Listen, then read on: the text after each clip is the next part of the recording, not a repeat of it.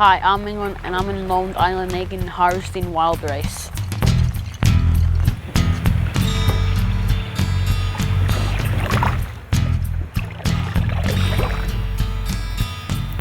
They call it a Abeshikokmidis, one island.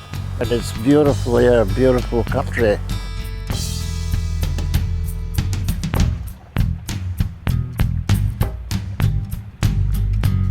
What things do you need before rice picking harvesting? What do you need before we start? Well, you need a canoe. And you have to have thrashing sticks. That's what you need. Then you have a paddler to take you to thrash the rice. Freaking cold water. Believe it or not, I came here when I was a baby in England with Mishum, my Mishum, Kokum. But how did you guys get here? My grandfather come by boat up the Winnipeg River. Oh, really? Yeah, far ways, eh? Yeah, that's really far. All of the heads in the boat, eh?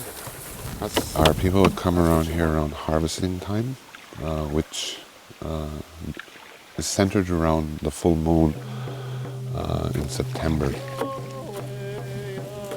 That moon's called Manuma Nikegi for our people. Many communities around Sagkeeng and even in Ontario, this was a hub, a meeting place for harvesters.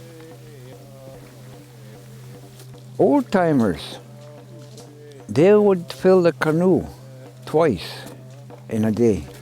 And I mean fill it, right from the front all the way to the back to where they're sitting. And the beauty part of that is picking rice by hand. And because you're picking by hand, most of it is landing on inside the canoe. And some of it is falling into the water, and that's next year's crop, you see? They picked and planted at the same time. It was a beautiful life.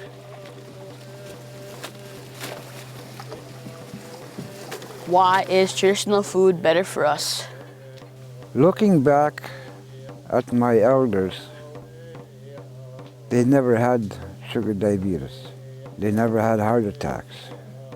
They had their gardens, and they also ate moose, deer, rabbit.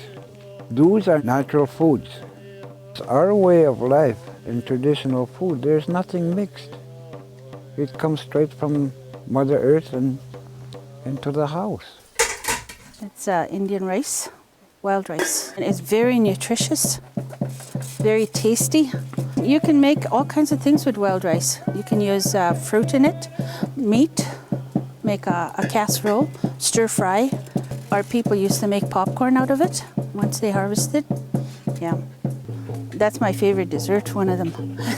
You add blueberries to the rice with maple syrup.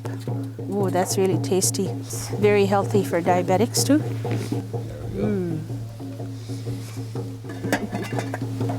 That was good. How much money they used to make that? Lots of money. Back in those days, I'm talking the 40s, 30s, 40s, 50s, used to buy a car when they go home. It started to get a little bit more commercialized, meaning that people would come in here and buy our people's rice at so much per pound. In the 70s, there was an introduction of mechanical picking, airboat picking. It was a really good idea for picking rice, so you could go on this lake and pick this lake clean in days. It harvests, but it doesn't plant. I stopped as soon as I saw that and came back to hand picking. Why was it important to the next generation about harvesting rice? Hey, Irish is the same home. Scarish na besa kana. Kana we kids, you know, where additional big agishes you get right there, say. What's important to learn, to be proud of who you are as a Anishinaabe person.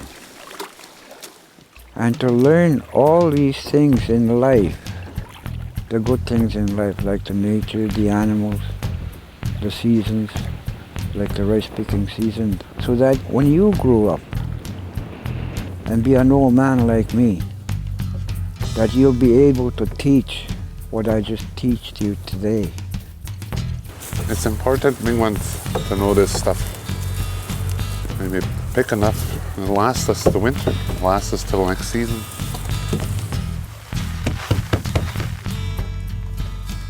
Anyone come and try some of the rice. I want you to tell me which one you like the best.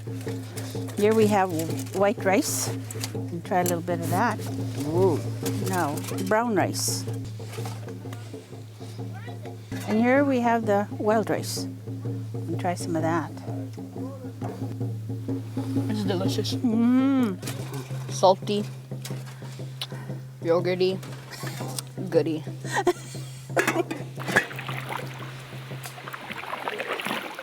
And I'm showing this to you because I want you to be able to, at any point in your life, that you could come here and then that you could pick rice and know how to pick rice and know that you'd be able to feed yourself.